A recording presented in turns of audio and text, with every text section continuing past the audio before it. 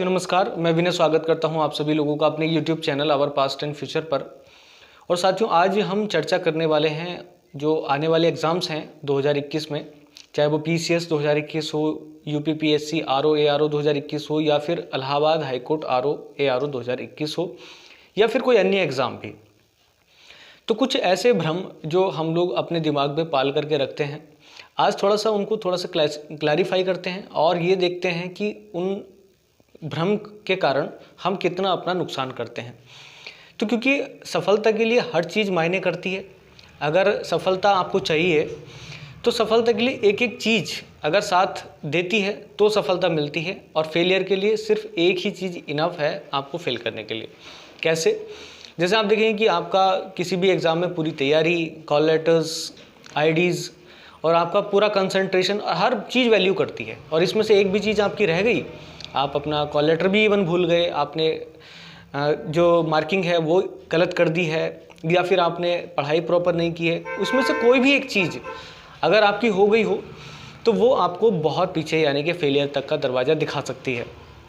तो ऐसे कुछ भ्रम हैं जो मैं आप लोगों के साथ शेयर कर रहा हूँ, और ये शायद टूटने ही चाहिए एक स्टूडेंट के लिए, ख़ास तौर से ऐसे विद्यार्थी के लिए जो बड़ी तैयारी कर रहे हैं और जो अपना टारगेट लंबा रखे हुए हैं। तो उनके लिए तो ये भ्रम बाकी में टूटने चाहिए। तो उसमें से एक पहला भ्रम, जो बच्चे काफ़ी सवाल पूछते भी रहते हैं और कहते भी रहते हैं कि हमें कौन सा मटेरियल लेना चाहिए, कौन सी ऐसा नोटबुक है, कौन सा ऐसा बुक है जिसमें PCS स्टैंडर्ड हो, मटेरियल स्टैंडर्ड हो। तो पहली बात तो ये है साथियों कि आप स्टैंडर्ड को जज नहीं करेंगे। स्टैंडर्ड को जज का मतलब ये है कि कोई स्टैंडर्ड नहीं होता। आप कहेंगे कि एक ऐसा सवाल, ज़रा विचार करिएगा कि 1885 जब कांग्रेस की स्थापना हुई तो उस समय भारत का गवर्नर जनरल कौन था? कहने के लिए नॉर्मल सवाल है, ग्रुप डी का सवाल है, वन लाइनर है, फैक्चुअल है। तो क्या ये सवाल PCS या IAS में नहीं पूछा जा सकता? बिल्कुल पूछा जा सकता है। और एक ऐसा ही सवाल जो दूसरे स्टैंडर्ड का है, जो काफ़ी ट्रिपिकल भी है और लॉजिकल भी है, जिसमें एक से ज़्यादा ऑप्शन है, एक से ज़्यादा विकल्प हैं, एक से ज़्यादा सही आंसर हैं। तो ऐसा सवाल आपका क्या C या D ग्रुप में नहीं पूछा जा सकता? बिल्कुल पूछा जा सकता है। तो आपको जब तैयारी करनी होती है तो आप हल्का मटेरियल या भारी मटेरियल नहीं देखते हैं, आपको लेकर के छोटे सवाल से और हाई स्टैंडर्ड तक के सारे सवाल कंटिन्यू करने होते हैं। तो आप ये सवाल बिल्कुल ना पूछें कि इसमें तो मटेरियल थोड़ा सा लो किस्म का है, इसमें तो मटेरियल थोड़ा सा अप किस्म का है। ऐसे कुछ नहीं होता।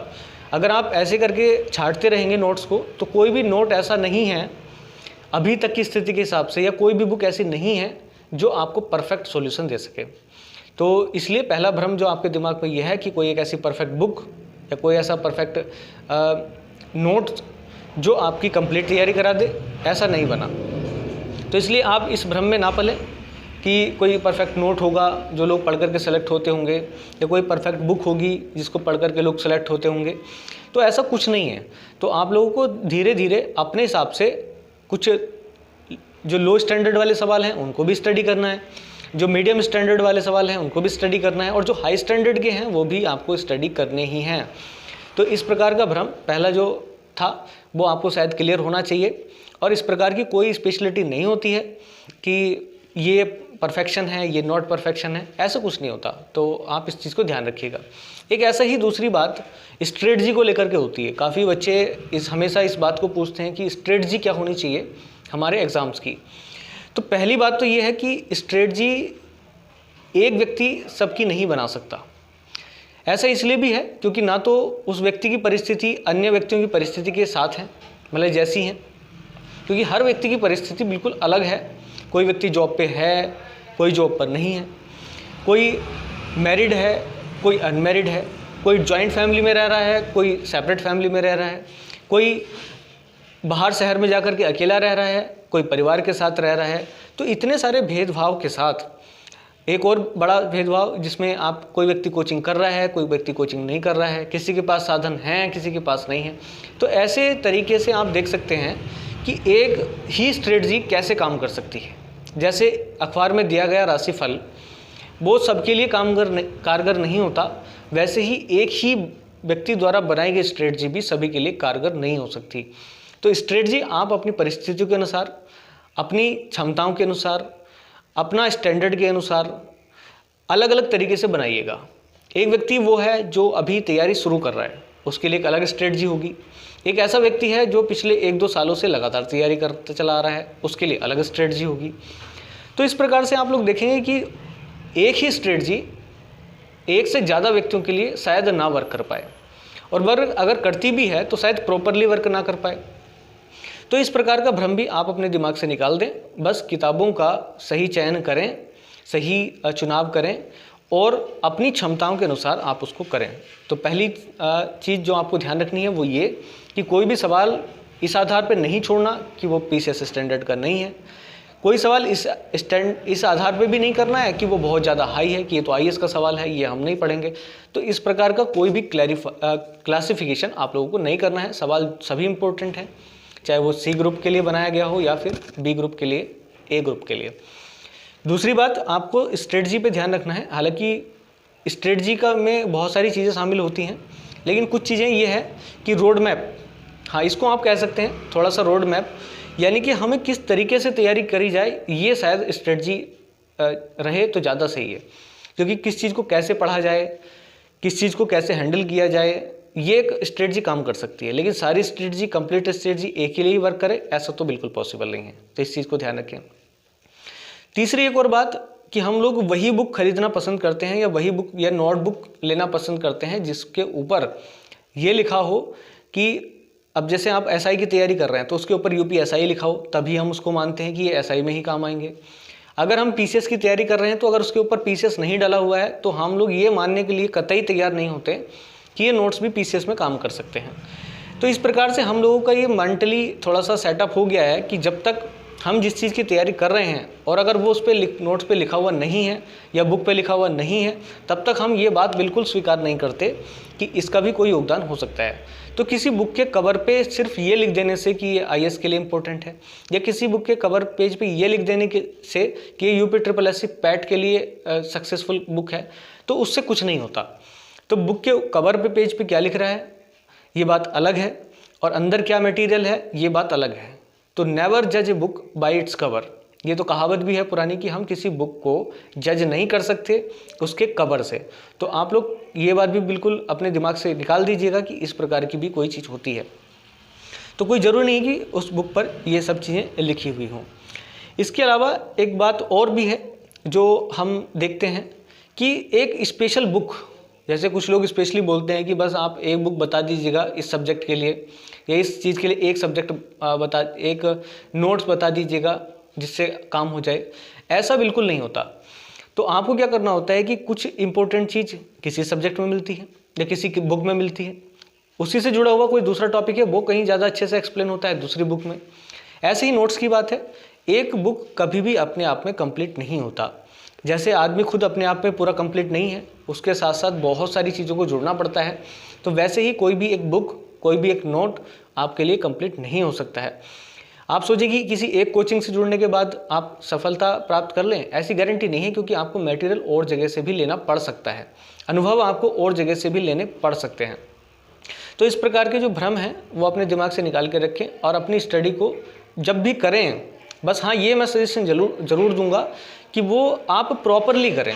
ऐसे नहीं कि आप वन लाइनर उठा लें, कहीं से वन लाइनर करते जा रहे हैं, या फिर कोई प्रैक्टिस सेट उठा लें, उस प्रैक्टिस सेट को करते जा रहे हैं। जब भी आप करें तो उसको सब्जेक्ट वाइज करें। जैसे आपको ज्योग्राफी निकालनी है तो ज्योग्राफी को आप सिस्टमेटिक वे से करें, भले ही उसमें 3 महीने लग जाएँ, भले ही उसमें आपको 2.5 महीने, 3 महीने, 4 महीने जो भी लगने हैं वो लग जाएँ। ऐसे ही आप मैथ्स को करें, ऐसे ही आप जो और सब्जेक्ट हैं GS के या फिर जो टेक्निकल सब्जेक्ट हैं रीजनिंग, मैथ्स वगैरह या और भी, तो वो सारे ऐसे ही आपको करने होते हैं। अगर ऐसे नहीं करेंगे तो हो सकता है कि आपको अभी तो नहीं लेकिन भविष्य में प्रॉब्लम आनी शुरू हो जाए। तो ये भी आपको ध्यान रखना है। और एक और भ्रम जो लोगों के दिमाग में काफ़ी थोड़ा सा बेकार तरीके से सेट है, वो ये है कि वो लोग नॉलेज को और एक्सपीरियंस को बिल्कुल एक ही मान लेते हैं।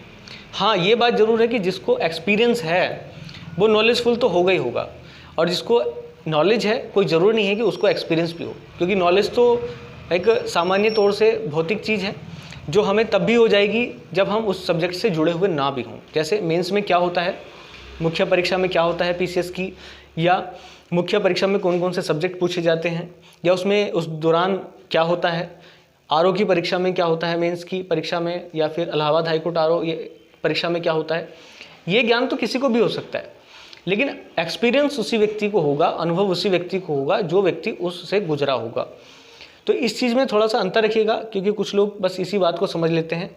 इसके लिए मैं उदाहरण देना चाहूँगा ऐसे, जैसे आप राइटिंग की बात करते हैं तो कुछ लोगों को ये भ्रम रहता है कि हम तो लिखते चले आ रहे हैं काफ़ी समय से, हमने तो इंटर तक काफ़ी लिखा, बीएससी में लिखा, तो वो लिखना और यहाँ का लिखना थोड़ा सा अंतर आ जाता है। तो जब तक आप लिखेंगे नहीं तब तक आपको लिखना नहीं आएगा। लिखने से लिखना आता है, बोलने से बोलना आता है।